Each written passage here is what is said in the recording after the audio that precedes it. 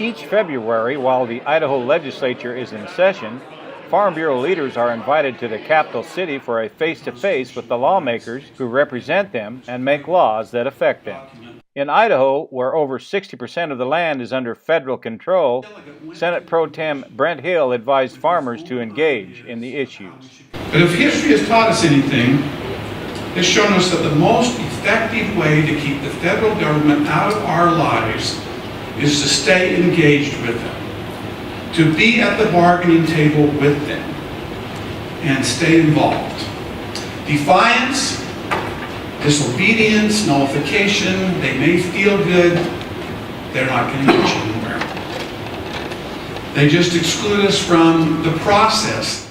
His case in point, reintroduction of wolves. Examples, you'll remember 1996 when the federal government wanted to introduce wolves into the state of Idaho. We didn't want them, right? We refused. We didn't want to participate. They wanted to turn the management over to us. We said, we're not going to have anything to do with them.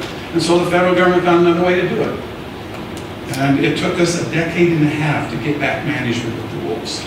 Speaker of the House, Scott Bedke, agrees. We've got to be involved in the political process. The fact that you're here, taking time out of your busy schedules and on your own dime coming to Boise, and that's all to the good. Participating in the Farm Bureau, participating in the other organizations that are out there. And the elephant in the closet this session? The big wreck ahead is how Farm Bureau lobbyist Dennis Tanakuni is describing it. He's referring to the $262 million State Transportation is requesting in funding to begin the much-needed repair of Idaho's bridges and roadways. Lawmakers seem to agree on the need, but not on the way to fund the need. Most all ideas call for an increase in taxes or services to raise the cash. State Transportation Director Brian Ness says pay the $262 million now, while maintenance and repair costs are less, or pass it on at the expense of our children paying a much higher cost. So if that trend continues to go at the rate it is and all our roads become poor, that $262 million a year becomes $3.6 billion a year.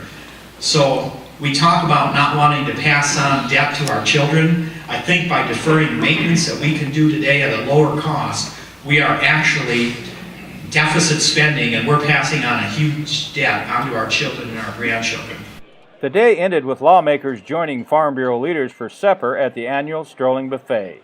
Farm Bureau Governmental Affairs Director Russ Hendricks. Well, we do this event every year so that our members have the opportunity to sit down with their legislators and tell them face to face the things that they're concerned about, that they're interested in, and to ask for support of Farm Bureau policy so the legislators know that when Farm Bureau talks, we're really representing our members. 150 members attended and were joined by 71 lawmakers for the dinner.